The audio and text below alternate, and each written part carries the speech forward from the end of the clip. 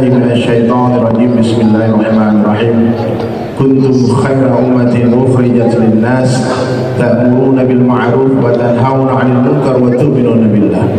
Wa qala Nabi sallallahu alaihi wasallam, man ahya sunnati faqad ahabbani wa man ahabbani kana ma'i fil jannah, atau kama qala Rasulullah sallallahu alaihi wasallam. Hadirin sekalian yang dirahmati Allah Subhanahu wa taala. Kita bersyukur kepada Allah karena Allah Ta'ala telah menjadikan kita sebagai umatnya Rasulullah Sallallahu Alaihi Wasallam. Khaira umat, sebaik-baiknya umat, the best of umat, umat yang Allah Ta'ala bangga-banggakan di hadapan seluruh Nabi, umat yang diceritakan di dalam seluruh kitab, di dalam Taurat, di dalam Zabur, di dalam Injil, sehingga nabi-nabi berdoa kepada Allah, ya Allah jadikanlah kami sebagai umat Muhammad sallallahu alaihi wasallam. Coba sekarang kita merenung betapa mulianya kita dalam pandangan Allah, betapa hebatnya di umat hadirin sekalian, sampai-sampai Nabi ingin seperti kita. Ya. Nabi Ibrahim alaihissalam pernah berdoa kepada Allah, ya Allah jadikan hamba sebagai umat Muhammad sallallahu alaihi wasallam. Nabi Musa alaihissalam pernah berdoa kepada Allah, ya Allah jadikanlah hamba sebagai umat ya Rasulullah sallallahu alaihi wasallam. Satu-satunya doa yang Allah kabulkan hanyalah doanya Nabi Isa alaihissalam. Sebelum hari kiamat nanti Allah akan turunkan Nabi Isa ke dunia, tapi bukan sebagai Nabi, tapi sebagai umatnya Rasulullah sallallahu alaihi wasallam. Tentu semua bertanya-tanya, apa kemuliaan umat ini? Apa keistimewaan umat ini sehingga Allah mengatakan kita sebagai khaira umat? Diharapkan surga dimasuki oleh kaum-kaum terdahulu sebelum kita masuk surga. Coba bayangkan, datangnya belakangan, masuk surganya awal. Ternyata di ayat yang saya baca tadi jawabannya, Ali Imran 110. Kuntum khaira ummatin, kalian laki-laki dan wanita, khaira ummah, sebaik-baiknya umat, ukhrijat linnas, yang dikeluarkan dari rahim ibumu ke dunia, memberi manfaat untuk seluruh manusia. Ta'muruna bil ma'ruf wa tanhauna 'anil munkar wa tu'minuna billah. Ini jawabannya. Ternyata umat ini dimuliakan karena Allah memberikan satu tanggung jawab, satu beban kepada umat ini di pundaknya. Tanggung jawab yang dulunya diberikan kepada nabi-nabi. Pintu kenabian telah tertutup dengan wafatnya Rasulullah sallallahu alaihi wasallam, tapi kerja kenabian akan tetap ada sampai hari kiamat. Siapa yang melanjutkan? Seluruh orang yang mengaku sebagai umatnya Rasulullah sallallahu alaihi wasallam. Qul hadhihi sabili ad'u ila Allah. Ya Muhammad, kabarkan kepada seluruh umatmu, katakan kepada seluruh umatmu, inilah jalanku.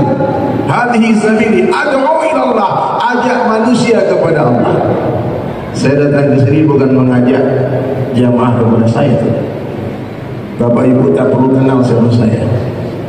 Bapak Ibu tak perlu tahu saya orang mana, anaknya berapa, profesinya apa, kerjanya apa. Kalau tahu pun nggak ada untungnya juga.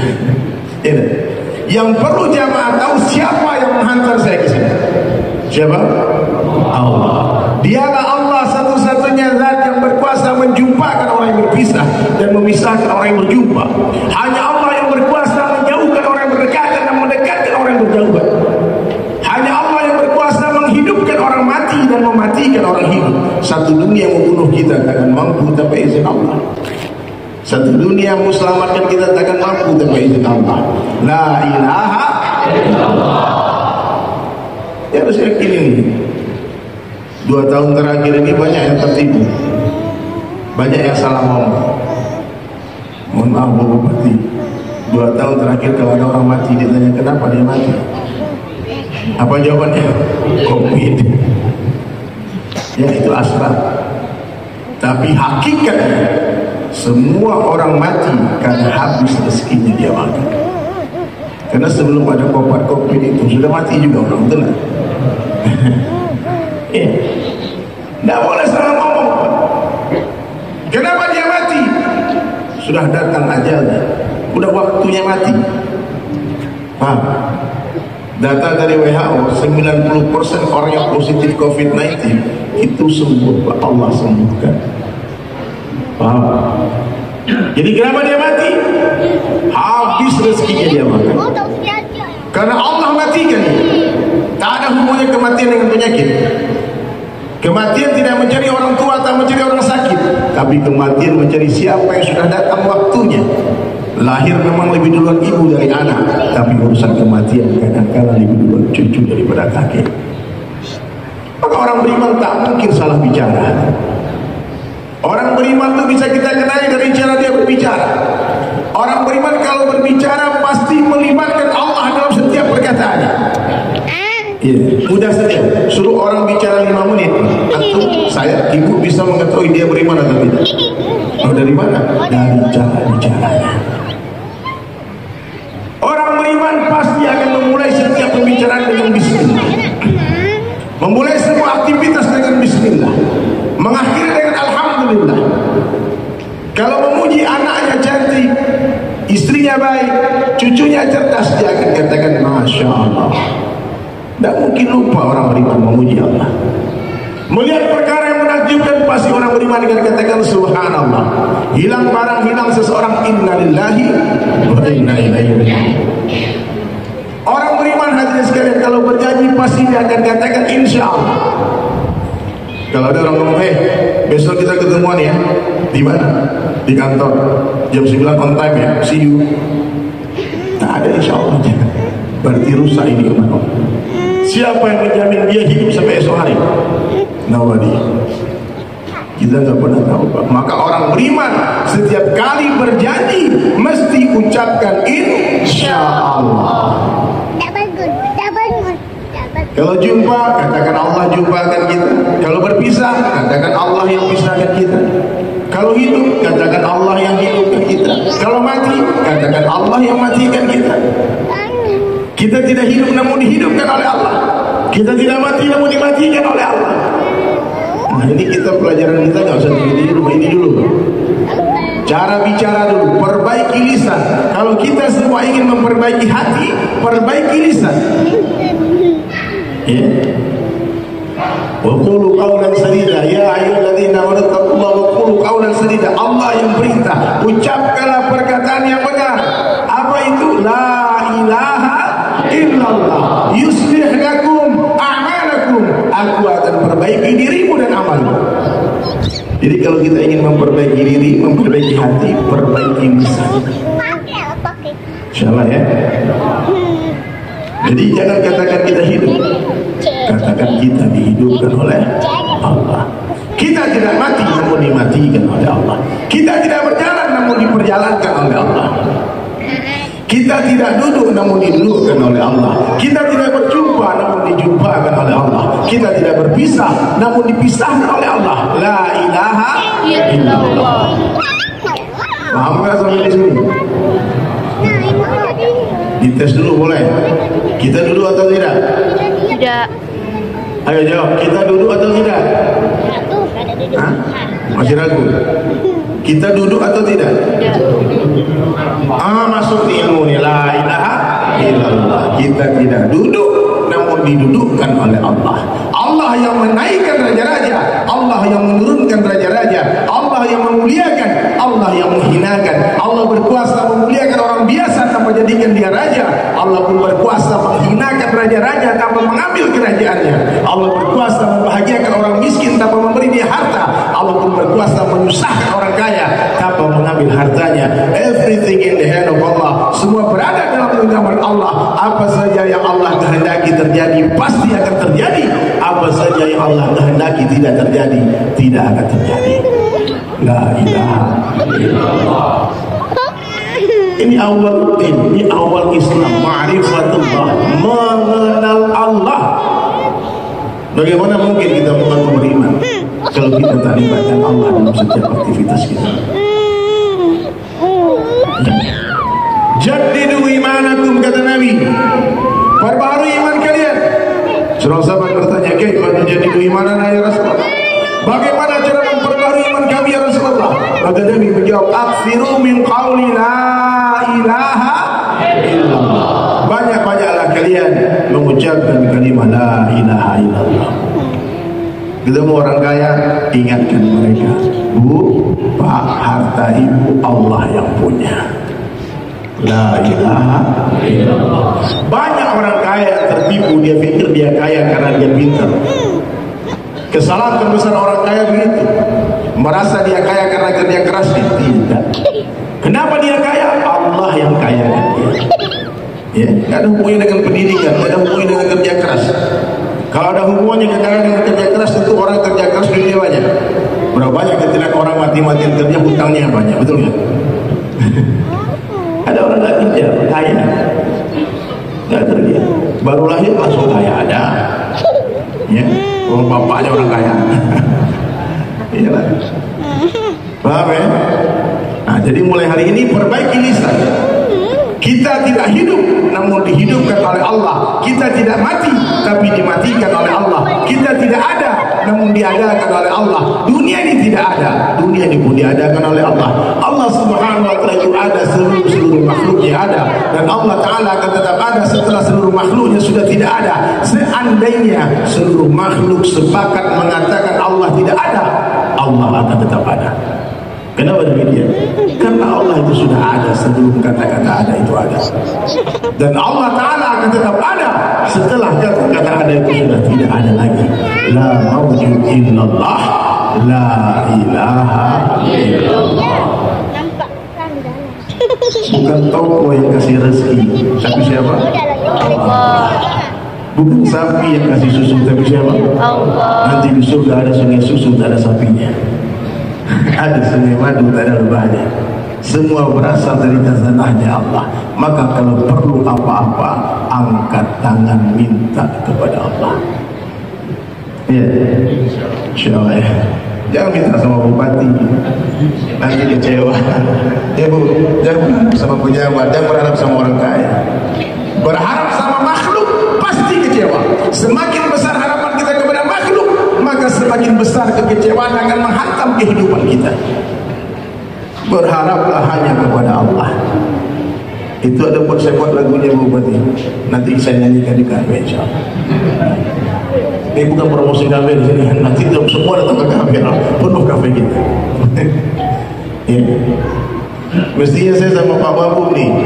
Pak Wagub kemarin di Kopi Loji di Jakarta, di Pontianak. Ketemu sama Pak Wagub. Saya dikasih tahu sama takmir masjid. Ini Pak Wagub, kalau ada pengajian dia pasti datang. Diundang atau tak diundang? Wah, jarang pejabat mau begitu Pak. Pejabat ini kalau salah-salah terus nama karena dia tak datang. Apalagi kita diundang. Kalau beliau saya ngobrol sama beliau, masya Allah, orang baik. Beruntung orang membawa punya bupati yang baik, yang saleh. Melihat masjid ini, masya Allah. Allah, semoga Allah berikan balasan kepada semua orang yang berdonasi buat masjid. Semua orang yang pernah menyumbang masjid itu satu bata, Allah bangunkan istana di surga. Ini salah satu masjid terindah yang saya jumpai. Subhanallah. Semoga amalan juga indah. Amin. Jadi hadirin sekalian, ini pelajaran pertama kita malam ini. Banyak-banyak ucapkan Allah kuasa. Coba diikuti, Allah kuasa. Makhluk tak kuasa. Coba ulang 3 kali kalimat itu.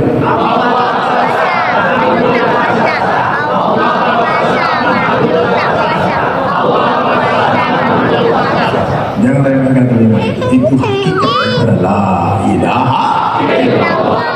Siapa makhluk selain Allah? Jibril alaihissalam itu makhluk. Pernah diusir sama Nabi Ibrahim. Malaikat Jibril datang coba-coba menawarkan bantuan merayu Nabi Ibrahim. Hai Ibrahim, minta tolong sama aku. Apa jawaban Nabi Ibrahim? Hasbunallah wa ni'mal wakil, ni'mal maula.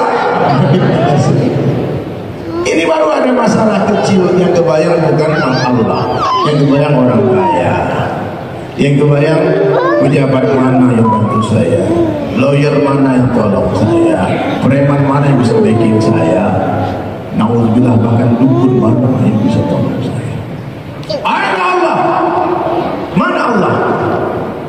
Hari ini lihat di TV, di media, di mana-mana, itu kesyirikan dakwah dikampanyekan. Bahkan ada jahilnya orang-orang yang mengaku orang cerdas, terpelajar, pejabat negara, membayar dukun. Yang disebut nama itu tambah terkenal. Iya. Terus kita luruskan, hei orang Islam jangan, kita dicaci maki. Entah apa yang terjadi hari ini. Wasta'inu bisabri wassalah. Carilah pertolongan Allah dengan sabar dan salat. Itu yang Nabi ajarkan. Ada masalah, salat 2 rakaat. Dulu sahabatnya minta garam, salat 2 rakaat. Air tak ada, kering kebun, tak ada air. Salat 2 rakaat, Allah turunkan hujan di kebunnya sahabat. Ada seorang sahabat yang luar biasa kisah. Dia baru masuk Islam di Mekah, kemudian hijrah bersama Rasulullah ke Madinah. Sesampai di Madinah, anaknya masih remaja meninggal dunia. Ada Rasulullah SAW di sampingnya. Ini orang baru masuk Islam, baru belajar sholat. Ketika putranya meninggal dunia, dia tak menangis ke Rasulullah dan minta tolong, ya Rasulullah, tolong anakku. Tidak. Dia ambil wudu, sholat 2 rakaat, langsung minta kepada Allah, ya Allah, Engkau yang menghidupkan dan mematikan. Aku tahu ya Allah, tapi tolong jangan sekarang matikan putraku. Saya khawatir nanti aku dibully sama orang kampungku gara-gara masuk Islam, anakmu mati. Kau siap?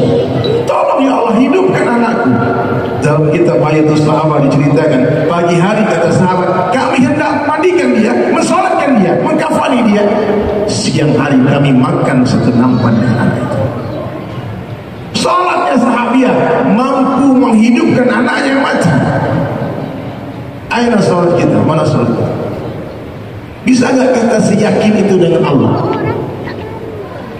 Antum punya masalah, Pak, kita punya masalah. Kita punya hutang 100 juta umpama. Debt collector datang ke rumah antum, tidak, hari ini kau tak bayar, habis. Diancam. Tiba-tiba antum datang ke orang kaya atau datang ke bupati itu, bisa nggak tolong saya? Kata ibu, ada uang di rumah kamu, kesini. Kira-kira tenang kan? Bisa nggak kita sama Allah setenang itu? Ya Allah, aku punya uang hutang 100 juta, tolong. Ya, kita mengadu ke orang kaya, kita bisa tenang hati kita. Kenapa mengadu kepada orang kaya? Pada Allah Subhanahu wa ta'ala Maha baik. Ya. Allah mencintai hambanya 70 kali lebih cinta daripada seorang ibu kepada bayinya. Berjuta kesalahan yang kita lakukan, Allah tetap setia menunggu kita pulang. Ini mestinya Pak, kita ini sudah dibinasakan semua karena dosa-dosa kita, tapi Allah tetap tunggu kita. Come back to me, kembali kepada ya, kembali. Siapa yang berjalan menuju Allah, Allah berlari menghampiri dia. Jangan putus asa di rahmat Allah. Allah ciptakan surga dan neraka untuk pendosa. Surga untuk pendosa yang malu akan dosa-dosanya, dan neraka untuk pendosa yang sombong akan dosa-dosa. Ya Pak. Pak, coba angkat kepala semua Pak. Saya lihat banyak yang tutup mata. Ayo. Kalau tutup mata kita tiduran. Kita nggak lama-lama nih, saya bilang sama Bu Bupati, nggak lama, sebentar aja paling. Ya, kultur ya, kuliah terserah antum. Saya lihat kalau ada yang ketiduran panas, semua bila taufik dunia, saya pulang. Angkat kepala yang semua, insya Allah. Ya. Paham ya? Jadi hadir dirahmati Allah SWT. Kita ada Allah, mintalah kepada Allah, berharaplah kepada Allah. Jangan lagi takut kepada siapapun kecuali kepada Allah. Apalagi ketakutan. Hari ini banyak orang-orang jahat, orang-orang berani bersumpah palsu, orang-orang yang berani mengkriminalisasi orang-orang baik. Hati-hati. Kalau ada iman di hati, kita takkan takut. Orang beriman tak mungkin susah. Orang beriman tak mungkin susah, hatta di dalam api Allah berikan kebahagiaan kepada orang beriman. Nabi Ibrahim alaihissalam ditanya, hai Ibrahim, kapan saat terindah dalam hidup? Dia katakan, ketika aku dibakar. Nabi Yusuf pun begitu, merasakan penjara serasa taman-taman syurga. Jadi kalau orang ada iman dan amal saleh, dia pasti bahagia. Di sini senang, di sana senang, di mana-mana hati itu senang. Buat apa susah? Susah itu. Ya. Orang beriman gimana saja, bahkan di saat-saat terburuk dalam kehidupan, Allah berikan kebahagiaan kepada orang. Jangan marah. Kenapa marah? Dia sedang berbuat baik kepada kita, sedang mentransfer pahala. Mestinya kita ucapkan thank you very much, terima kasih, syukran, jazakallah khairan. Ya, mestinya siapkan makanan terbaik, hantar ke rumahnya, terima kasih. Begitu banyak pahalamu yang Allah pindahkan ke buku catatan amalku. Ini sebagai imbalan ucapan terima kasih. Nah, jadi jangan takut difitnah orang, digibah orang. Bahkan para wali-wali Allah kadang-kala membayar orang untuk sengaja merusak namanya. Dikasih orang kau caci makul akhir berpuasa. Bapak jangan kisah-kisah para wali. Ini takut kali tercemar nama baik. Kalau orang mengkritik kita, kamu begini, terima kasih masukannya, itu baru sedikit kesalahan saya, kamu tahu ya, kamu nggak tahu masih banyak. Ya, thank you. Nggak usah bilang gitu. Orang kalau masih mengkritik kita, kalau masih mencaci maki kita, membuli kita, berarti dia masih sayang kepada kita. Serius, haters itu, tahu nih netizen nih, haters itu lovers yang tersembunyi. Haters itu kalau ketemu kita minta foto. Iya, dia kadang-kadang mau cari perhatian saja. Kalau orang yang betul-betul benci dengan kita, dia blok gitu, dia nggak mau lihat muka kita, dia nggak mau sebut nama kita. Tapi kalau masih disebut-sebut nama kita, berarti masih ada kasih sayang. Maka Imam Syafi'i rahmatullahi mengatakan, kalau aku ingin menggunjing seseorang, niscaya aku akan gunjing ibuku saja, supaya pahalanya transfer ke ibunya saja. Ya aku berhentilah begitu, kalau nggak mau bangkrut nanti. Kita capek beribadah, capek bangun masjid, pergi haji, umrah, baca Al-Quran, tapi setelah itu bergunjing, pahala kita pindah ke buku catatan amal. Maka stop ghibah, perbaiki lisan. Dia saya bilang di awal, perbaiki lisan. Hati itu punya 4 saluran. Yang pertama lisan, yang kedua pendengaran, yang ketiga penglihatan, yang keempat fikir. Apa yang dibicarakan manusia, didengar, dilihat, difikirkan akan masuk ke hatinya. Makanya orang yang bicara kebesaran Allah, mendengar kebesaran Allah, melihat kebesaran Allah, memikirkan kebesaran Allah, hati dia penuh dengan kebesaran Allah. Buktinya ada nanti kalau dia bicara Allah yang keluar. Kalau dia sakit bukan aduh, tapi Allah yang terucap di lisannya. Karena ketika sakaratul maut, la ilaha illallah. Tapi ada orang yang hari-hari bicara dunia, bangun pagi dia tidak ingat Allah tapi ingat dunia. Orang ke masjid sholat subuh berjamaah, dia pergi ke pasar. Ada nggak? Siapa yang bangun di pagi hari, lalu dia pergi ke masjid untuk sholat berjamaah subuh, ini buat lagi-lagi ya, sungguh dia telah membawa bendera iman. Siapa yang bangun di pagi hari, tak ke masjid dia, ke pasar dia telah membawa bendera syaitan.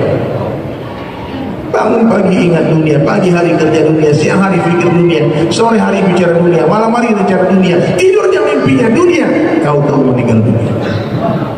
Apa yang keluar? Dunia. Tak mungkin orang beriman mencintai dunia, tak mungkin.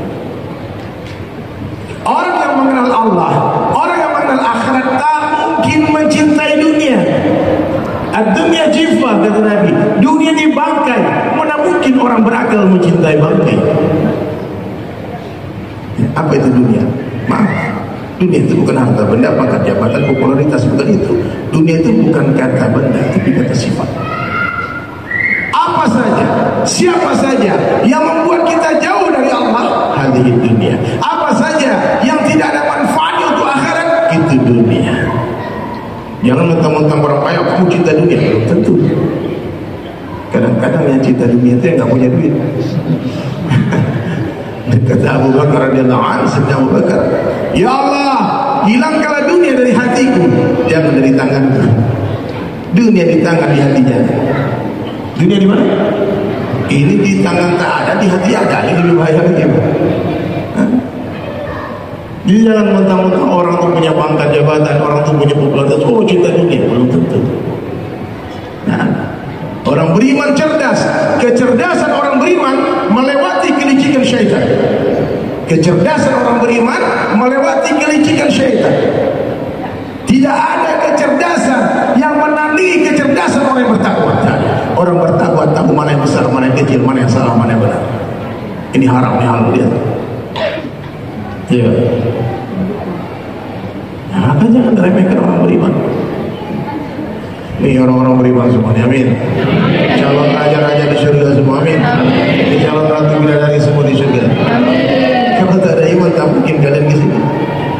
Banyak orang melihat poster di luar itu besar posternya, tapi dia lewati saja. Tapi kalau artis dangdut dia datang-datang ya. Ini artis religi kan yang waktu mati-mati, banyak lagi kita datang mati kita nanti. Ya. Nah, maka hadir dirahmati Allah Ta'ala. Dunia bukan tempat tinggal, tapi dunia tempat meninggal. Kalau kalian mau tahu, kata Rasulullah, perbandingan dunia dengan akhirat, celupkanlah ujung jari telunjuk kalian di samudera yang luas dan lihatlah air yang ada di ujung jari kalian. Hadhihi dunia, itulah dunia. Nih.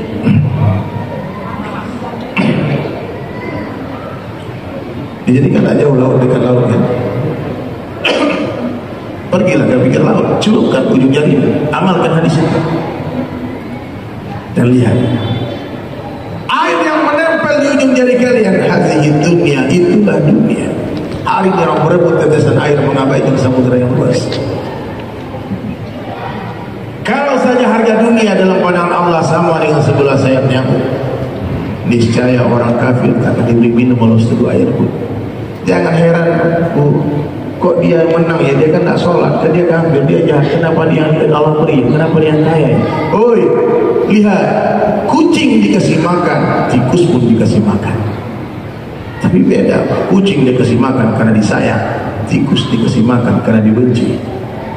Kadang-kala makanan tikus lebih mahal daripada makanan kucing, tapi kucing tak perlu iri, tak perlu ikut jilat-jilat itu makanan, karena di dalam makanannya ada racun, istidraj.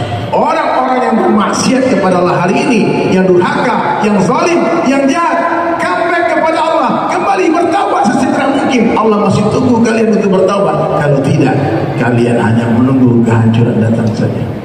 Tak ada ceritanya. Allah ceritakan dalam Al-Quran, Fir'aun dibinasakan oleh Allah, sombong karena kerajaannya. Qarun sombong karena hartanya, dibenamkan di dalam tanah. Fir'aun dibenamkan di Laut Merah, Qarun dibenamkan di dalam tanah. Kaum Ad sombong dengan otot yang besar. Ini saya dikawal sama ibu biaraga saya. Tapi ini bodyguard ulama, ototnya besar untuk menjaga ulama. Takbir. Ibu, kalau kemana-mana pengawalan mereka besar-besar banyak. Benar. Siapa pun ulama datang dia kawal. Bukan untuk berbangga-bangga dengan otot. Allah laknat, Allah hancurkan. Kaum Madian sibuk dengan perdagangannya sampai lupa dari Allah. Allah binasakan. Kaum Sabah sibuk dengan pertanian, tak mau taat kepada Allah. Allah binasakan. Kaumnya Nabi Nuh berbangga-bangga dengan organisasinya, dengan jumlah mereka yang banyak. Kita banyak, Nuh cuma 80 orang, kita pasti menang. Allah hancurkan dengan banjir besar. Semua orang yang sombong, yang zalim, sejarah membuktikan Allah hinakan mereka, Allah laknat mereka. Fir'aun itu sampai mati jadi raja, tapi terhina. Ya, ada, mohon maaf benda, ada di bawah ini anak-anak namanya Fir'aun. Tak ada. Saya dah tanya, ada Qarun, ada Qarun.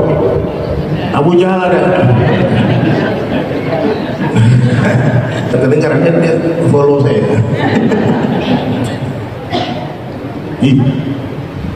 Maka bagaimana sikap kita memandang para pelaku maksiat? Pandang mereka dengan mahabbah, seperti seorang ibu yang melihat anaknya berlumuran lumpur, anaknya bermain lumpur, tak mungkin ibu akan dibunuh anaknya. Datangi anak tadi, rangkul dia, jangan dipukul, mandikan yang bersih, diberi sabun, disampo, dibedakin, ganti bajunya, kemudian peluk mereka. Saya merasakan hidup tanpa agama. Bunda-bunda mungkin jarang menonton YouTube saya begini, Instagram. Saya sering bercerita, diundang di TV One, di mana-mana tentang kisah hijrah. Saya mengenal Islam bukan di Makkah Madinah. Saya mengenal Islam bukan di madrasah. Saya mengenal Islam di Pantai Kute, di tempat hiburan malam, di diskotik, di kafe. Iya. Kenapa bisa dapat hidayah di tempat gelap? Karena ada orang yang datang membawa cahaya. Ada orang yang datang membawa lentera, kemudian menyalakan lentera saya. Baru saya pahami ternyata Islam itu indah. Islam itu cahaya.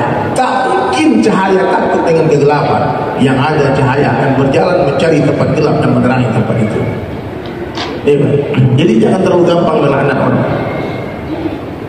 Kalau ada orang jahat hari ini, bunda, orang kafir, orang jahat, fitnah, zalim, kita doakan, ya Allah beri dia hidayah. Kalau tak mereka dapat hidayah, mudah-mudahan anak-anak mereka dapat hidayah. Abu Jahal itu musuhnya Rasulullah, mati dalam keadaan kafir, tapi anaknya Abu Jahal, Sayyidina Ikrimah radhiyallahu anhu. Maka hati-hati. Orang Taif melempar Nabi berdarah-darah Rasulullah. Datang malaikat penjaga gunung menawarkan bantuan. Ya Rasulullah, kalau saja menetes darahmu ditabung sama Nabi darahnya, saya sampai jatuh ke tanah. So, jatuh darahmu ke tanah ya Rasulullah, kami hancurkan Taif. Nabi berusaha menjaga darah jangan sampai menetes ke tanah. Ya Allah, kalau bukan orang Taif, mereka yang terima dakwahku, mudah-mudahan anak keturunan mereka yang menerima dakwah. Setelah wafatnya Rasulullah SAW, di zaman Sayyidina Abu Bakar As-Siddiq radhiyallahu anhu, satu kota Taif masuk Islam. Takbir. Abu Sufyan perang Badar memerangi Nabi, perang Uhud memerangi Nabi. Semua pertempuran memerangi Rasulullah sampai satu hari Fathul Makkah datang. Allah hantar hidayah kepada Abu Sufyan radhiyallahu anhu.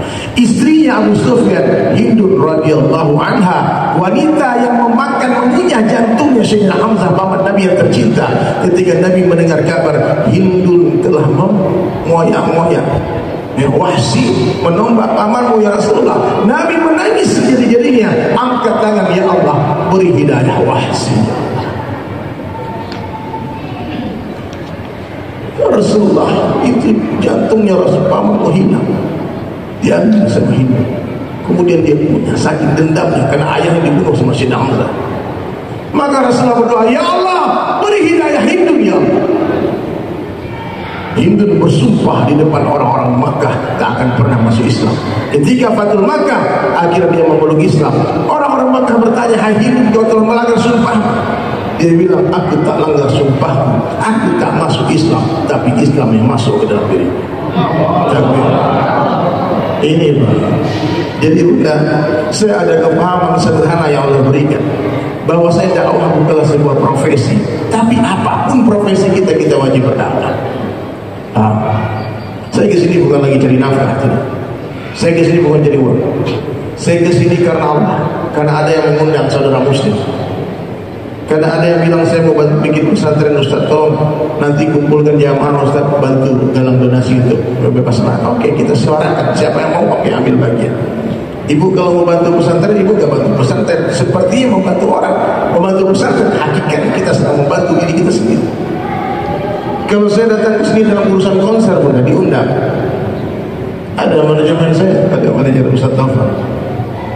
Kan saya selain profesi saya kan artis dan pelukis. Bukan dakwah, ini bukan profesi saya. Dakwah ini perintah Allah. Paham? Jadi dakwah nggak boleh masang tarif, dakwah nggak boleh minta upah. Ini.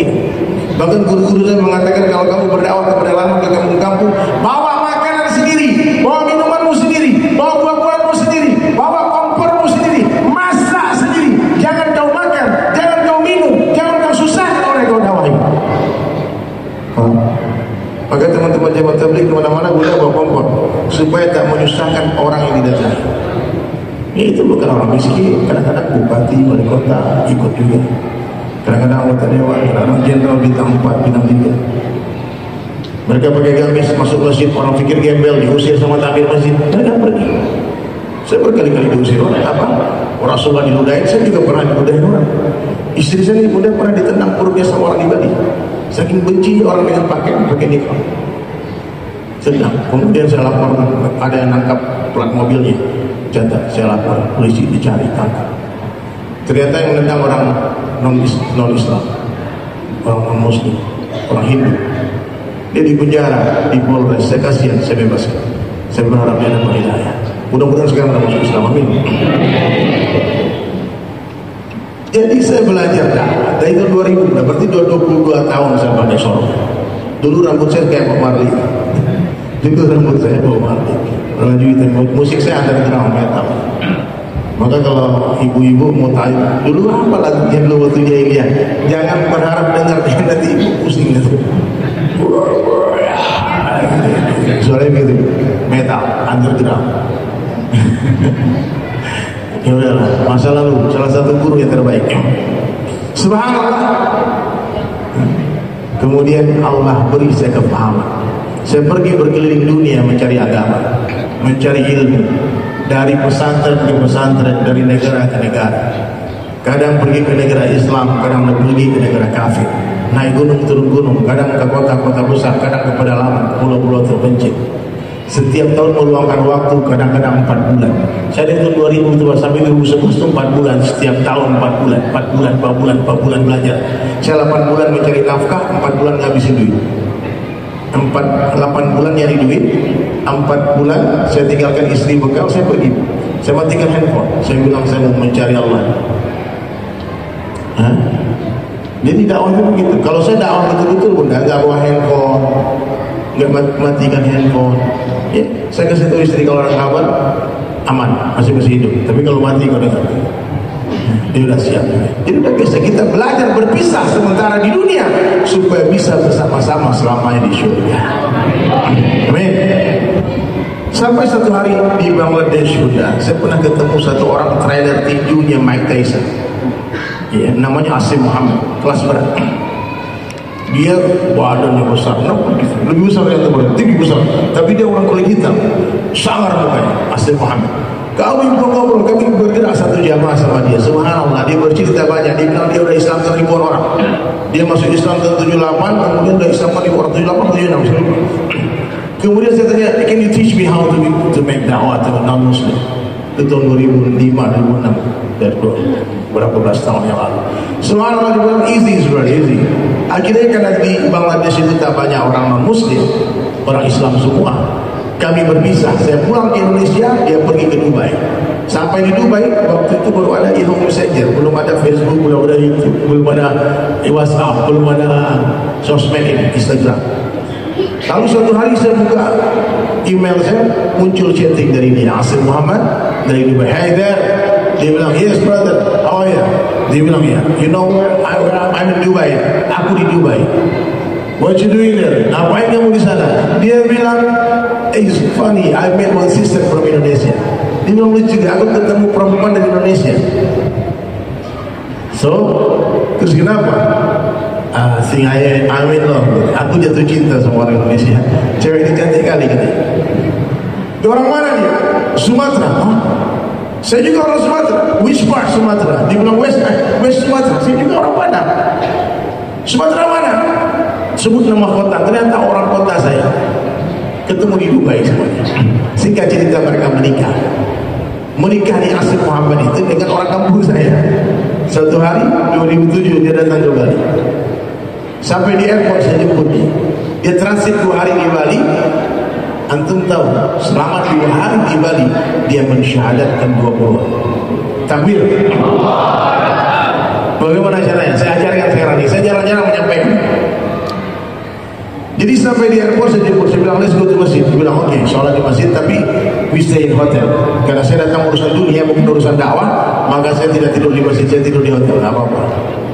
Dia tidur di masjid, di hotel. Sampai di hotel, kemudian bertanya ke resepsionis hotel. Saya bilang, ada kabar? Dia bilang, wait, Sulaiman, can you listen to me?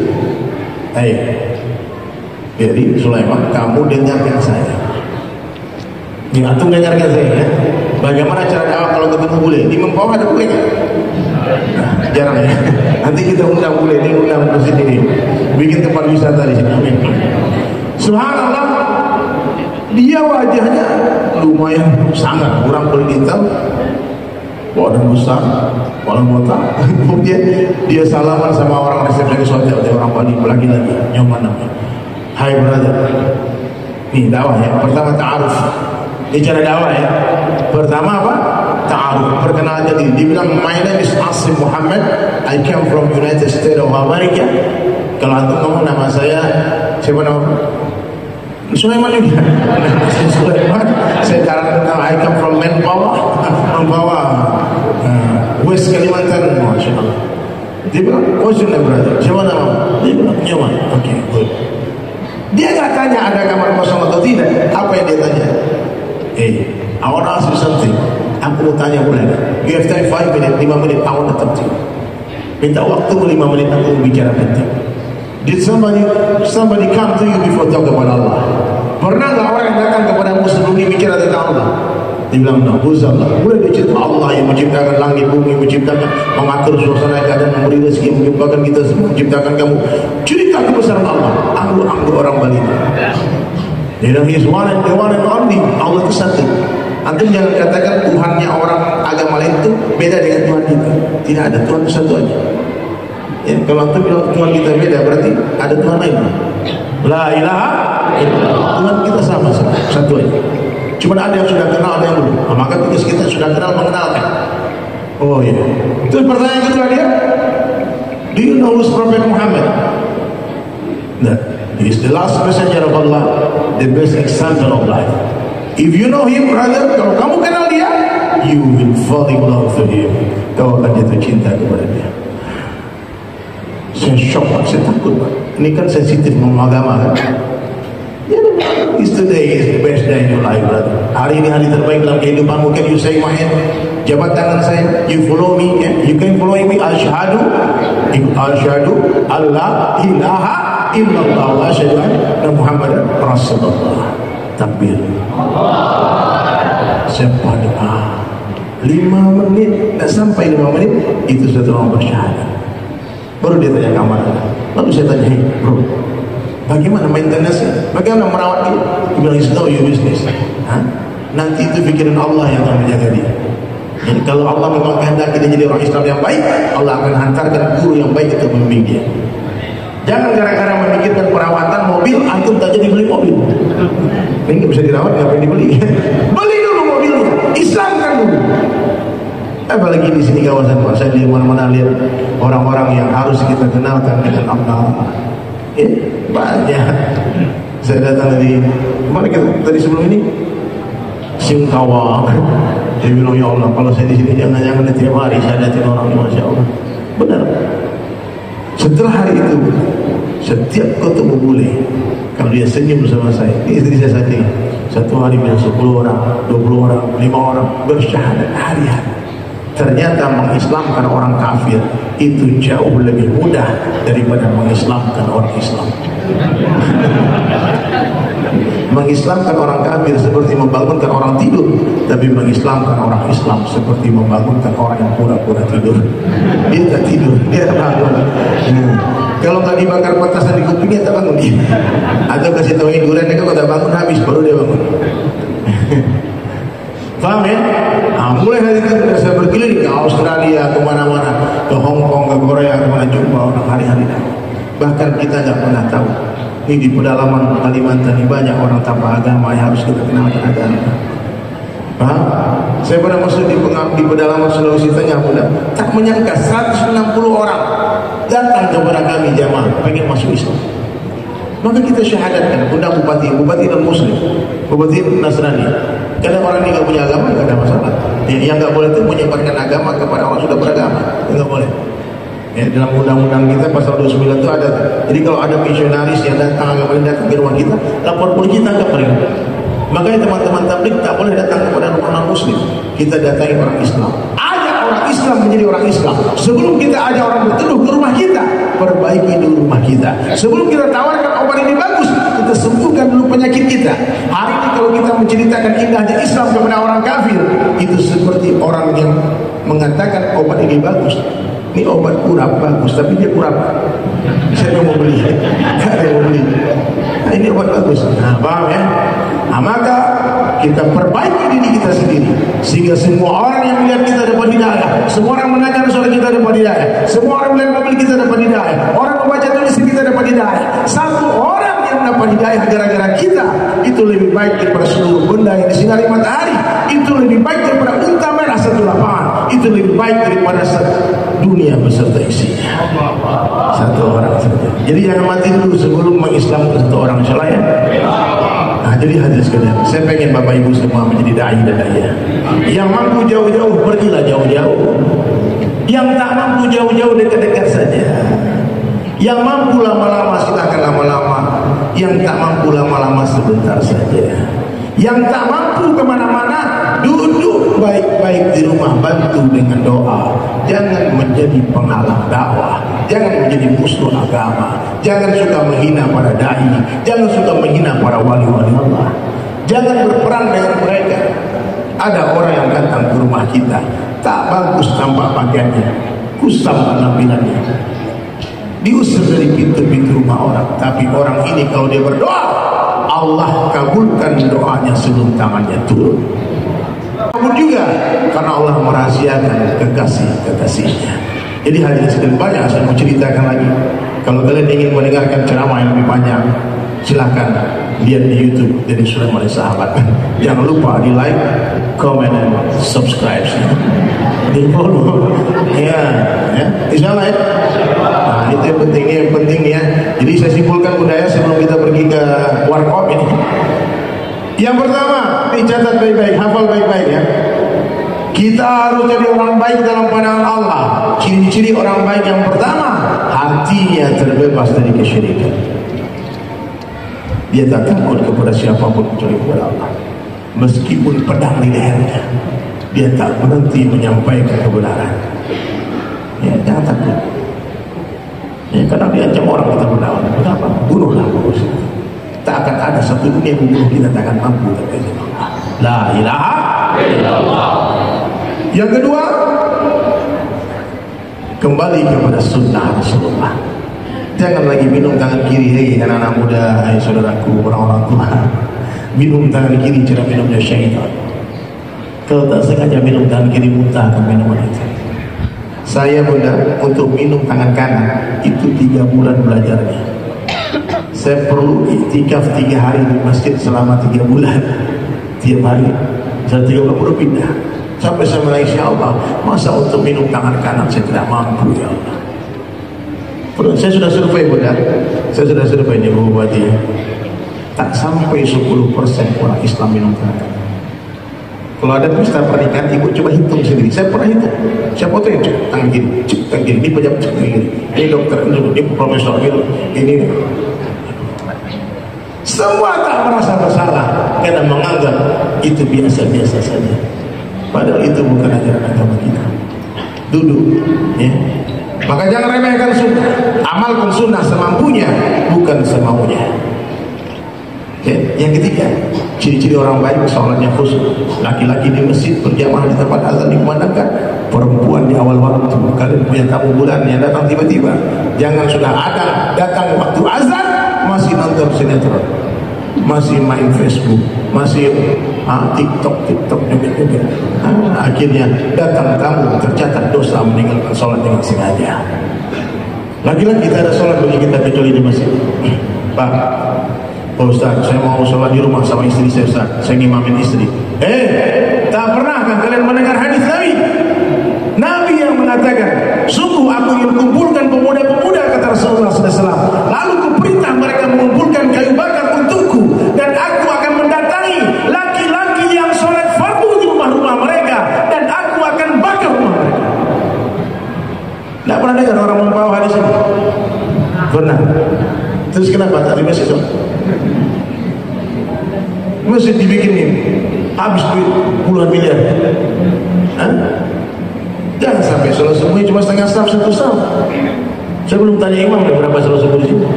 Penuh ya. Biasanya ya tabligh akbar itu di tempat lain ya penuh kan, kalau ini kan penuh nih. Subuhnya tinggal 1 saf. Itu di tempat lain. Kalau di sini kan nggak ada bedanya. Astagfirullah. Nanti bikin kontes. Ada teman saya tuh, dia risau boleh kota Bengkulu bayar biasa. Gimana masjid sepi di mana-mana? Dibilang sama istrinya, yang kamu kan ada mobil Innova kan baru beli kan? Gimana kalau kita bikin sayembara saja? Siapa yang sholat berjamaah 40 hari di masjid tanpa tertinggal takbiratul ula dapat mobil Innova. Dia umumkan pagi-pagi, heboh satu Indonesia. Pagi-pagi diumumkan, hai rakyat Bengkulu katanya. Siapa yang sholat 5 waktu di masjid 40 hari berturut-turut, nanti pemenangnya dapat mobil Innova, diberangkatkan haji, diberangkatkan umroh. Zuhur 12.000 orang sholat di masjid. Orang kalau diajak masuk surga nggak mau, Innova mau dia. Ya. Itu bukan, nggak perlu ditiru. Tapi Pak Helmi Hasan bilang, aku ini orang bodoh katanya, aku nggak tahu agama, aku pengen masjid makmur, gimana caranya? Terus dibilang benar, setiap Jumat semua orang Bengkulu makan gratis di masjid. Nah, disiapkan 1.000 nampan. Satu nampan 5 orang, berarti 5.000 orang sholat Jumat di masjid agung itu. Makan semua, masak besar-besaran setiap Jumat sampai sekarang.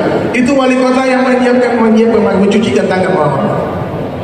Terus ada ustaz protes, Pak Wali, makan-makan di luar masjid, nah, nanti kotor masjid. Ini karpet ini 1 juta semeter, bisa tahu? Mahal ini. Ini karpet termahal itu. Di Mempawah ada, Jakarta langka ini. Allah.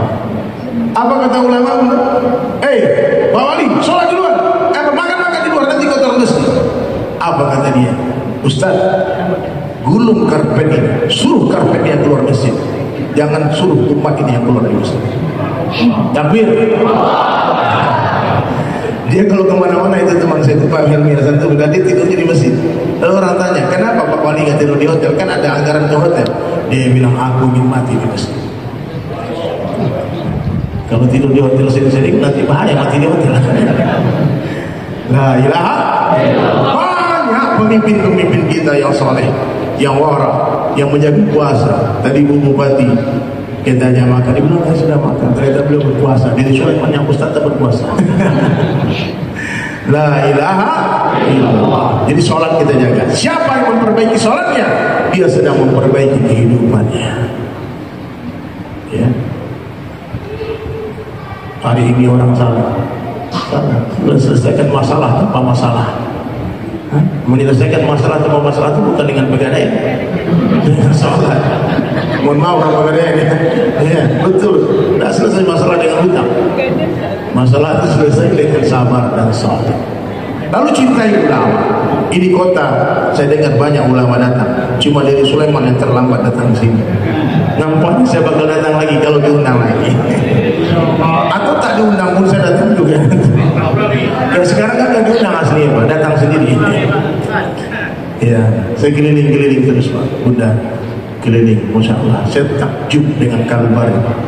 Saya takjub ternyata di sini banyak muhibbin, pencinta ulama.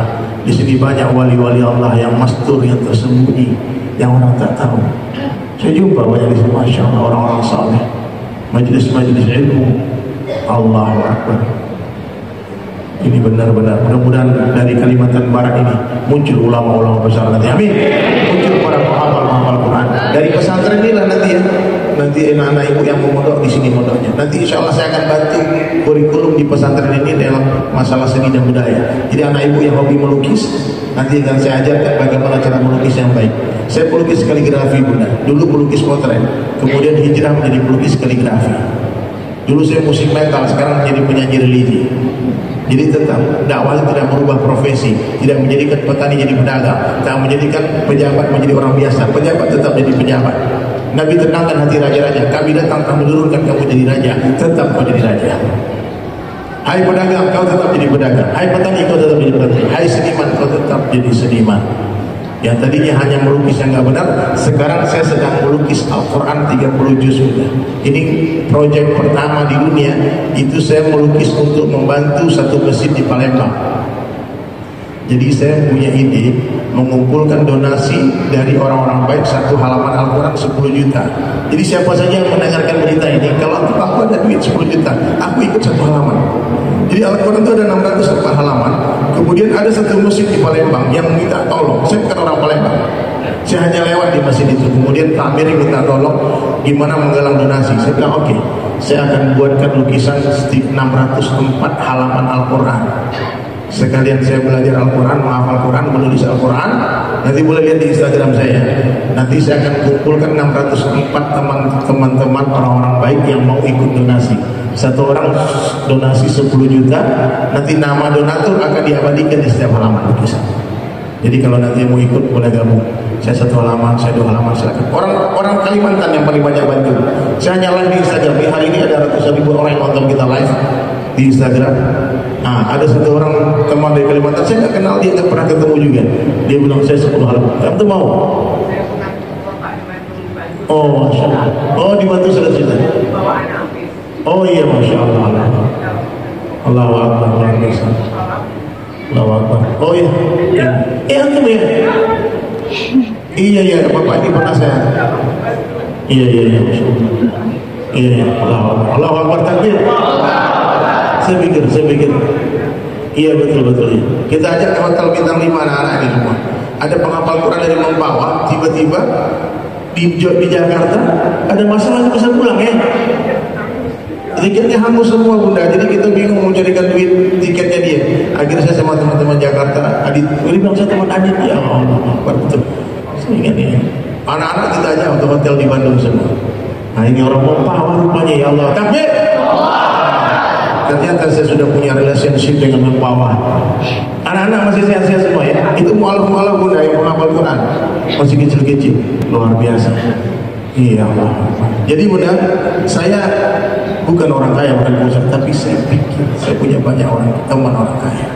Saya banyak teman, saya tak minta uang untuk saya, untuk masjid. Kalau dia sedekah ke masjid, saya pasti dapat pahala yang sempurna.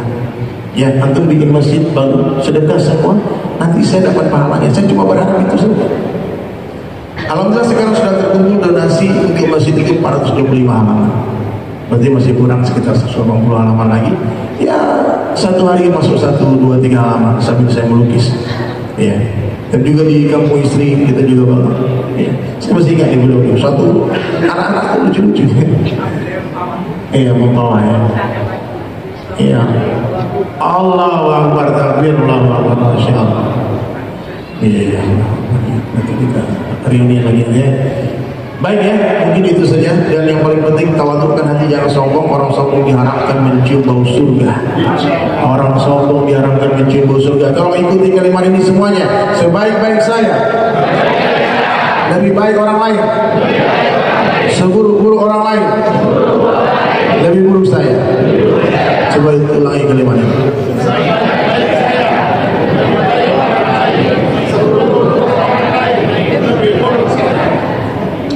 Yang kembali-balik kayak di sebelumnya kembali. Seburuk-buruk saya, lebih buruk orang lain. Semangat ini bapak samping saya. Gimana nih pak? Oh gitu. Habis itu ulang lagi sama dia. Sebaik-baik saya, lebih buruk orang lain. Tidak mau mengalah. Susahnya. Letakkan diri di bawah rumput. Kemudian ikhlas. Dan yang terakhir banyak-banyak ingat mati. Hei, kematian datang tiba-tiba. Betul ya? Allah. Capres belum tentu jadi presiden. Cagup belum tentu jadi gubernur. Cagup yang jadi satu orang aja. Ada berapa orang kemarin cagup? Tak jadi kan? Belum tentu jadi. Berapa orang? 5, satunya jadi, 4 tak jadi. Tapi kalau camat gimana? Calon mati pasti mati. Orang kaya, orang miskin, raja-raja, rakyat biasa. Orang kaya, orang miskin, raja-raja, rakyat biasa. Yang di belakang dulu sama. Disuruh ke depan gak mau. Yang di samping, yang di tengah, yang ceramah, keras yang ceramah matinya. Kayaknya kita harus cepat-cepat ke warkop. Ya, antum jangan pergi dulu ya, jangan pergi dulu. Sebentar kita akan downloadasi. Kita cepat saja, antum cepat, jangan mikir-mikir. Ini ada sertifikat penghargaan dari Yayasan Pesantren yang akan kita bebaskan lahan. Ya, berikan donasi terbaik. Insyaallah. Saya tidak bisa membalas apa-apa. Ya, cuma doa semoga Allah bangunkan kalian semua istana di surga. Amin. Ya, nanti yang mau koleksi lukisan saya juga boleh nanti donasi ke masjid. Ya, donasi ke masjid Baitur Rahman Palembang ataupun mau donasi ke pesantren juga boleh. Aku mau lukisan model lukisan bisa saya kasih. Ya, lukisan saya harganya 0 rupiah sampai tak terhingga. Pernah bunda satu orang beli lukisan saya harganya 500 juta. 100% uangnya untuk masjid. Ya, jadi kalau ada orang kayak aku mau menyumbang masjid tapi kasih lukisan, oke. Dapat dua, dapat istana di surga, dapat lukisan dari Sulaiman. Kalau pelukisnya mati, itu lukisan mahal harganya. Ya, ada tanda tangan sini. Ya, mungkin itu saja. Silakan teman-teman dari panitia, tafadhol. Kebebasan maaf dan membantu perjuangan para santri Darul Quran wal Dakwah. Boleh angkat tangannya, kemudian maju ke depan dan langsung akan diserahkan oleh Ustaz. Oh, ada hadiah untuk ibu, mungkin diserahkan secara simbolis. Baik, mari bapak ibu, ada di angka 10 juta rupiah. Boleh angkat tangannya, kemudian maju ke depan, ditransfer langsung ke rekening pesantren. Mari, bismillah. Baik, ini hadiah untuk Ibu Bupati, Masya Allah. Alhamdulillah.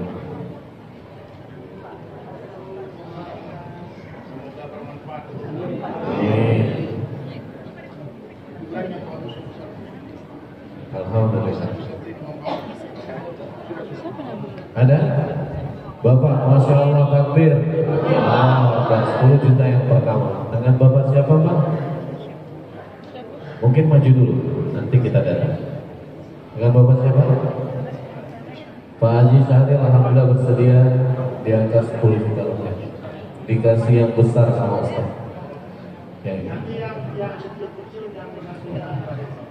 Baik. Mari. Kita langsung dikasih Ustaz aja. Baik. Mari Ustaz, izin untuk dikasih Ustaz 10 juta yang pertama. Mari maju ke depan. Boleh maju ke depan? Ayat terakhir surat Al-Baqarah. 10 juta pertama untuk pembangunan pesantren Darul Quran wal Dakwah. Alhamdulillah. Ibu suka yang mana? Ini apa yang tadi? Sama aja. Alhamdulillah. Ini ayat terakhir surah Al-Baqarah. Apa dia? Oh, berarti Bapak ini perlu Bapak. Ini Pak. Oh ya, apa ya?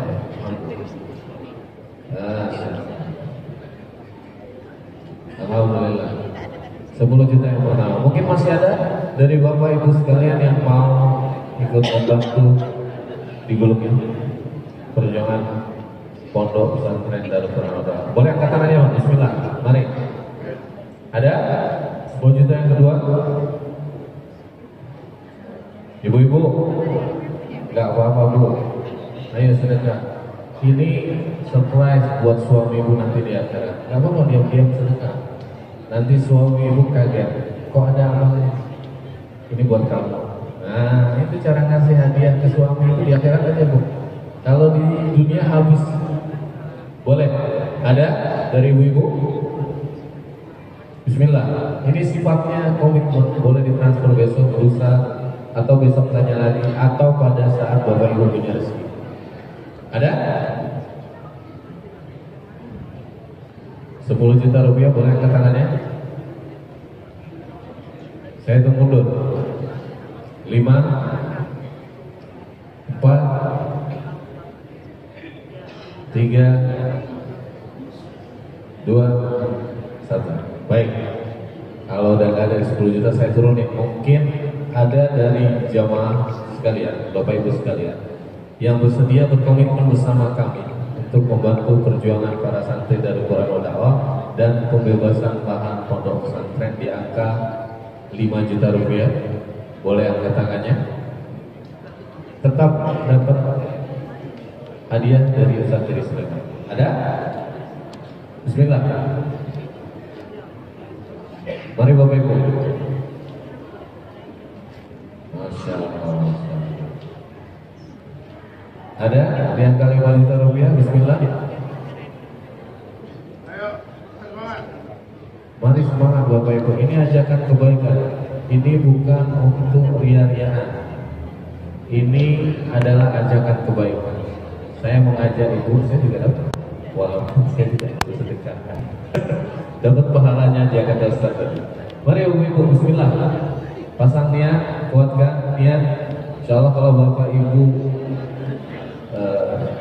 ada, oh ya Allah, Masya Allah, Allah Akbar. Takbir. Mari maju ke depan. 5 juta yang pertama ya. Alhamdulillah. 5 juta yang pertama. Ada untuk 5 juta yang kedua boleh? Bu, jangan mau kalah sama bapak-bapak. Mari bismillah. Masya Allah. Alhamdulillah. Ada lagi? Untuk 5 juta yang kedua boleh angkat tangannya, ini terbatas ya. Hanya 5 lukisan. Habis. Mari, bismillah. Kita nggak lama-lama karena kita akan geser ke warkop, kedai kopi. Goncang lidah, Mas. Biar kita goncang lidah. Ada 5 juta yang kedua, boleh angkat tangannya. Bismillah. Baik, kalau sudah tidak ada, mungkin kita turunin lagi ya. 3 juta itu berapa Ustaz? 3 juta tetap dapat hadiah lukisan dari Ustaz dari Sleman. Bagi Bapak Ibu yang bersedia berkomitmen di angka 3 juta rupiah, mari angkat tangan. Bismillah. Mari Bapak Ibu. Ada?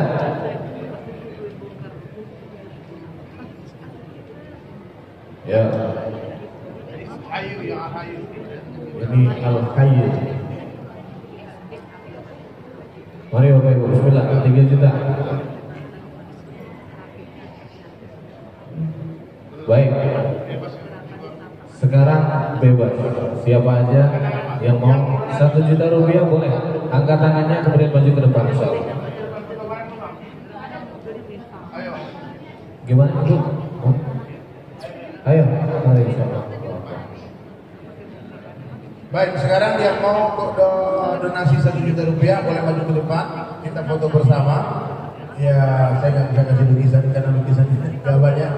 Ya, dapat sertifikat dan doa, semoga berkah rezeki dan berlimpah, amin. Baik, mana lagi yang 1 juta? Boleh maju. Baik, bismillah. Ayo ibu-ibu maju ke depan bunda. Ibu-ibu sebelah kanan saya, yang bapak-bapak sebelah kiri.